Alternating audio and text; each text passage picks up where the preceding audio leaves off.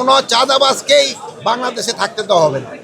চাঁদাবাদীদের স্থায়ী বাংলাদেশে হবে না। এই মোহাম্মদপুর মিরপুর এলাকায় চাঁদাবাদীটা একটু বেশি হয় সব সময় রিপোর্টিং।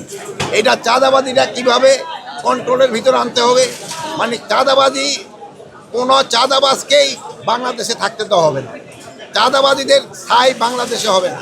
এটা যে যত বড় চাঁদাবাজি হোক না কেন, তারে আমরা আইনের আওতায় নিয়ে আসবো। কাউকে কোনো রকম চাঁদাবাজি ছাড় দেওয়া হবে না। চাঁদাবাজের উপরে কোনো প্রেশার নাই। যে কোনো চাঁদাবাজ ধরেন পান আমাদের দেখান, সাথে সাথে তারা আমরা আইনের আওতায় নিয়ে আসবো। এটা ক্ষেত্রে আপনাদের একটু সাহায্য সহযোগিতা দরকার। আপনারা একটু চাঁদাবাজগুলিরে আইডেন্টিফাই করে দেওয়া, আমাকে আইন শৃঙ্খলা বাহিনীর হাতে সোপর্দ করা।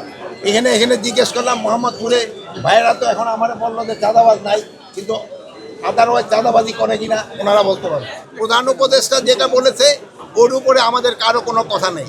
স্যারে যেই তারিখে বলছে ওই তারিখে নির্বাচন হবে, যেই মাসে বলছে ওই মাসে নির্বাচন হবে। কে কি বললো ওইটা শোনার আমাদের কোনো দরকার নেই। নির্বাচন ঠেকাতে আপনারাই প্রস্তুত।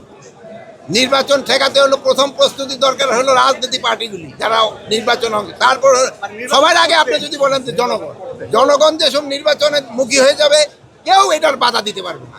জনগণ হলো মেয়ে, রাষ্ট্রের ক্ষমতা হলো জনগণের হাতে। জনগণ যেসব চাবে আমি নির্বাচনের দিকে চলে যাব, কারো কোনো শক্তি নাই নির্বাচন বন্ধ করার। আরে অনেকে তো অনেক কথা বলবে, যেমন আপনি ভাই একটা প্রশ্ন করবেন, উনি আরেকটা করবে, উনি এক একজনের এক একটা মত থাকবে, কিন্তু জনগণ যেসব চাবে কেউ বন্ধ করতে পারবে না। আপনাদের একজন অ্যাডভাইজারকে ঘিরে বিভিন্ন ধরনের কথা আসছে, কার সম্বন্ধে এই যার সম্বন্ধে আসে ওই ব্যাপারে আমি এখানে কিছু বলবো। কিন্তু আমার প্রশ্ন হচ্ছে তদন্ত আপনাদের পক্ষে করা হবে নাকি? কোন ধরনের যেহেতু স্বরাষ্ট্রমন্ত্রীর দায়িত্ব আপনি আছেন, আমাদের স্বরাষ্ট্র মন্ত্রণালয়ের আওতাধীনে কোনো রকমে কোনো অঘটন ঘটলে ওটা আমরা সাথে সাথে তার আওতায় নিই। আরেকটা জিনিস ভাই আপনাদের অনুরোধ করব, আপনারা মাদকের বিরুদ্ধে সোচ্চার হন।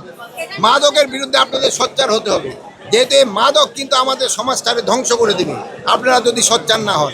এই আমাদের বাচ্চাদের আর হলো আমরা কিন্তু খুব অসহিষ্ণু জাতি হয়ে গেছি। কোনো কিছু একটা ঘটনা ঘটলে আমরা ছবি উঠেতে যাই, বাট তারে প্রতিকার করি না। কিন্তু প্রতিকার করা একটা সমাজে যদি কোনো অঘটন ঘটে বা একটা খারাপ কাজ চলতে থাকে, ওটা প্রতিকার করা আপনাদের ইমানই দায়িত্ব। আপনারা ওটার প্রতিকার করবেন।